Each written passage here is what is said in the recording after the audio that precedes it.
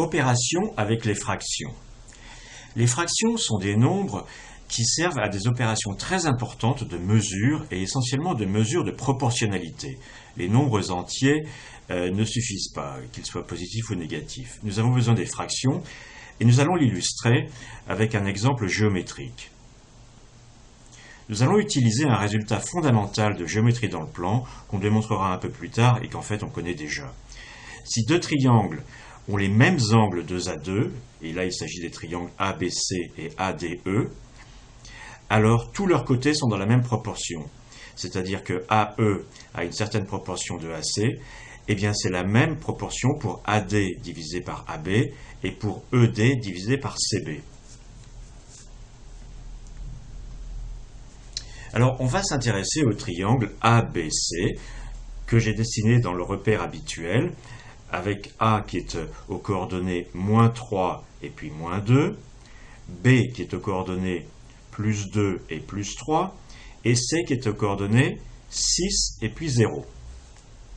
Alors on peut tracer ça très soigneusement sur une feuille quadrillée, et prendre un double décimètre, et vérifier que AB est à peu près 7,1 cm, AC est à peu près 9,2 cm, quant à BC, il est exactement égal à 5 cm. Le double décimètre montrera ça approximativement, mais plus tard on verra que c'est exactement 5. On peut aussi utiliser ce qu'on appelle un solver. En anglais, il n'y a pas de U ici, et en français, du solver avec un U là, qui sur Internet, il y en a beaucoup.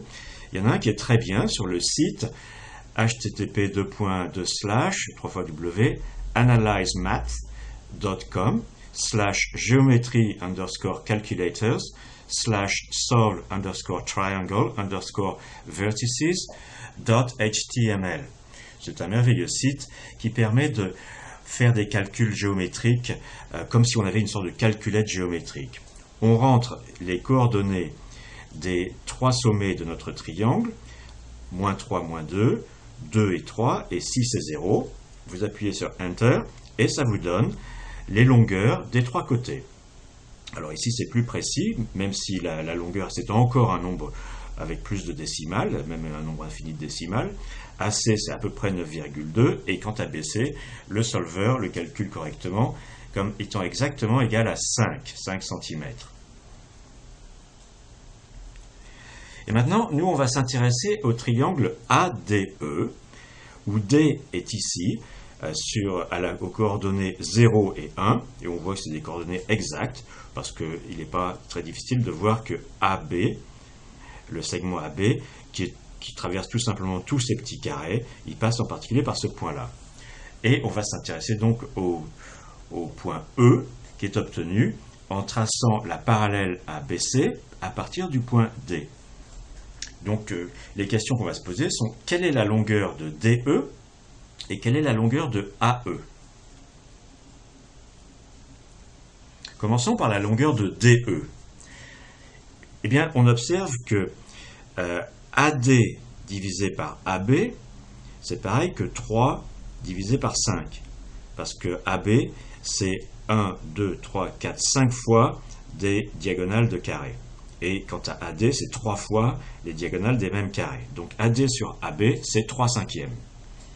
Et comme par ailleurs BC, c'est exactement 5 cm, eh bien on en déduit que DE divisé par BC, c'est 3/5 de 5. C'est-à-dire, tout simplement, 3 cm. DE égale 3 cm. Maintenant, on passe à la longueur AE, celle-ci. Alors, on a vu que AC est à peu près égal à 9,22, c'est-à-dire 922 divisé par 100. C'est-à-dire, si on préfère, prenons une fraction 461 divisé par 50. On peut simplifier en haut et en bas par 2, et on ne peut pas simplifier plus, parce qu'ici, ça ne se divise plus ni par 2 ni par 5. Or ici, on ne peut simplifier que par des 2 ou des 5. Donc, AE, c'est égal à 3/5 de cette longueur, à peu près, puisque cette longueur est à peu près AC. Mais c'est assez précis. 3/5 multiplié par 461 sur 50, eh bien, ça fait 1383 divisé par 250, c'est-à-dire 5,532 cm. Maintenant, nous, on s'intéresse aux coordonnées du point E, c'est-à-dire la distance entre E et l'axe vertical et la distance entre E et l'axe horizontal. Alors pour ça, on trace des triangles rectangles obtenus en traçant la perpendiculaire EF à AG et la perpendiculaire CG à AG, c'est-à-dire une ligne droite horizontale. Et puisque ce rapport ici AE sur AC c'est 3/5, ça va aussi être vrai là pour AF sur AG. Donc AF sur AG égale 3/5. Quant à AG, c'est exactement égal à 9. 1, 2, 3, 4, 5, 6, 7, 8, 9. Donc on a AF qui est égal à 3/5 de 9, c'est-à-dire 27/5. Ça c'est AF. Et donc la distance de F à cet axe, c'est-à-dire HF, eh bien c'est 27/5 moins 3, que je peux appeler 15/5. Ça fait donc 12/5. 12/5, c'est la coordonnée horizontale de E et de F, c'est pareil. De même, on calcule que EI, ça a pour longueur 4/5. Donc la coordonnée verticale de E, c'est moins 4/5.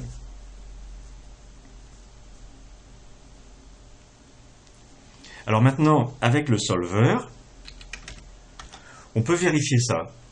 On rentre dans le solveur les coordonnées des trois sommets de ADE. A, c'est toujours le même point, moins 3, moins 2. Le deuxième sommet, bon ici il faut l'appeler B, mais enfin le deuxième sommet D, c'est 0, 1. Et le troisième sommet qu'on vient de calculer, E, c'est 2,4 moins 0,8. On entre tout ça et on tombe sur BC, c'est-à-dire en réalité DE, qui est égal à 3. Tout est parfait.